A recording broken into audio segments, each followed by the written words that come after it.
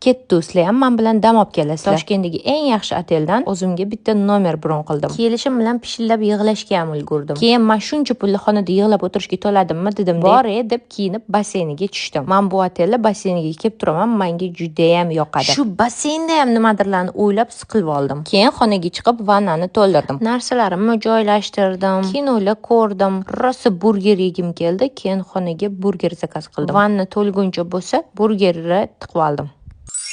Cho'milib oppoq qiz bo'lib chiqib, sochlarimni qilib, kechqurungi uxudlarimni qilib, yeppa-yangi olgan xohoylarimni videoda maqtanib, chiroyli look qilib, shunaqa kiyinib chiqib ketdim. Kechasi уже shunaqa suv ichib qopdi, yaxshi ham shunaqa kiyinimman. Mashinamning zaryadkasi kam qolganda, o'shanga to'ldirib kelishga ko'chaga chiqib ketdim. Mashinada mazza qilib aylandim, ashulalar eshitdim, lekin baribir boru benzinli mashina zo'r edi-da. Yangi mashinani zaryadkaga qo'yib, men charchab ketdim. Zaryadkani to'ldirib xonaga qaytdim, xonaga bomba tushgan. Endi ovqatlanaman deb tursam, pastga 5 minutga tusha olasizmi deb ana u bola menga telefon qildi. Tushsam, shunaqa chiroyli gul ko'tarib kelibdi menga. Настроением yo'ligini aytdim, ko'tarilsin deb olib kelibdilar va shunaqa xursand bo'lib ketdim. Sushini ham tiqib oldim, shu bilan uxlashga yotdim. Oxirgi payt ishimda, shaxsiy hayotimda juda ko'p problemalar bo'ldi. Shunga ozgina chalg'idib, bir kunimni boshqacha o'tkazishga harakat qildim. Lekin ko'rib turganinglardek, balo ham boshqacha o'tmadi. Xullas, men shu bilan uxlab oldim. Всем пока.